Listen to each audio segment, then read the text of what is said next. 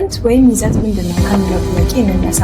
ኮንተንት ማለት በአማርኛ ይዘት ማለት ሲሆን በቀላሉ የጠበቀና ሳቢ የሆነ የቪዲዮ ኮንተንት እንዴት ማዘጋጀት እንችላለን? ዛሬ ደግሞ ዋናው ርዕሳችን የሆነውን ማለትም የቪዲዮ ኮንተንትን እና አዘገጃጀትና አመራረት ሂደቶችን በወፍ በረር እንቃኛለን።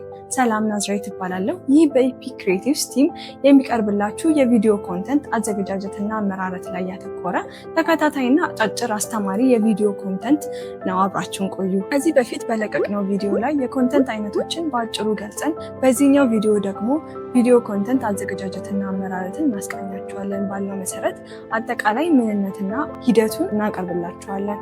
የቪዲዮ ኮንተንት አዘገጃጀትና አመራረት ከሌሎች የኮንተንት አይነቶች በዋነኝነት የሚለየው ከዚህ በፊት የጠቀስናቸው የኮንተንት አይነቶች በሙሉ ወይም በከፊል እንደ አስፈላጊነቱ መቀላቀልና ማካተት መቻሉ ነው።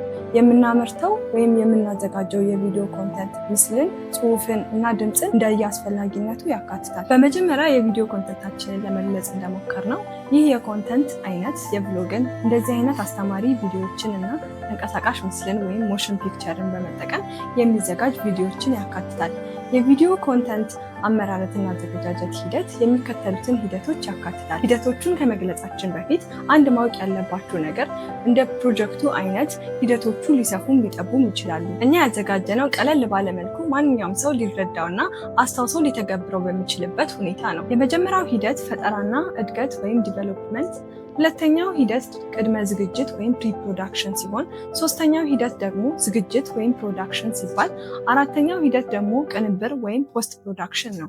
አምስተኛውና የመጨረሻው ሂደት ማድረስ ወይም ዲስትሪቢዩሽን ናቸው። እነዚህን ሂደቶችን በውስጣቸው የተለያዩ ቅደም ተከተልና ንዑስ የስራ ሂደት ሲኖራቸው በሚቀጥሉት ክፍሎች በቅደም ተከተል በዝርዝር እናያቸዋለን።